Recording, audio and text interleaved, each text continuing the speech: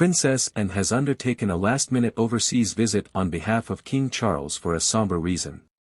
The 73-year-old, who is regarded as the hardest-working royal, was forced to miss her beloved Scotland rugby team's victory over England in the Six Nations in order to travel to Namibia for the funeral of President Hage Geingob. And flew out to the African nation on Friday in time for the funeral service on Saturday, where she represented the king, and was seen arriving at the service for the leader, who died at the age of 82 earlier this month after receiving treatment for cancer. Afterwards, she offered her condolences to the late president's widow Monica Geingob and also signed a book of condolence in front of a framed portrait of Mr. Geingob that was surrounded by candles. Mr. Geingob had been Namibia's third president since it gained independence from apartheid South Africa in 1990. He had been leader since 2015 and had been expected to complete a second term and final term in office this year. Vice President Nangolo Mbumba has been sworn in as acting president until an election takes place later this year. However, it was a very short visit to Namibia for the princess as she travelled back to the UK in order to fulfill an engagement at the British Horse Racing Authority's Thoroughbred Industry Employee Awards 2024 at Ascot Racecourse today. Anne's trip comes as the king is currently undergoing treatment for cancer and has postponed all public-facing duties.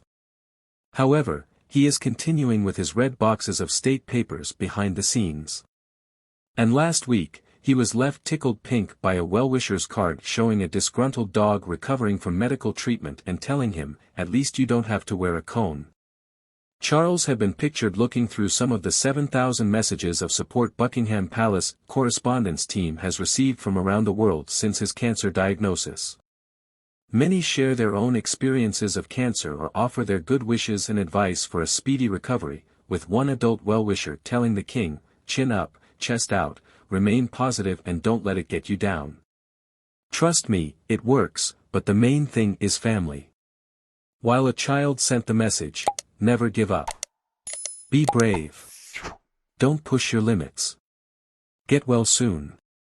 Sitting at a desk in a room in Buckingham Palace's Belgian suite, Charles laughed when he came across the card, from an adult well-wisher, illustrated with a picture of the terrier-like dog wearing a collar and feeling sorry for itself. Charles looked at the messages, sent in his daily red box of paperwork, on Wednesday and during that day carried out his first face-to-face official duties, an audience with Prime Minister Rishi Sunak and a Privy Council meeting, since his condition was made public. Footage was released of the king meeting Mr. Sunak and he said he had been reduced to tears by the messages and cards of support he had received.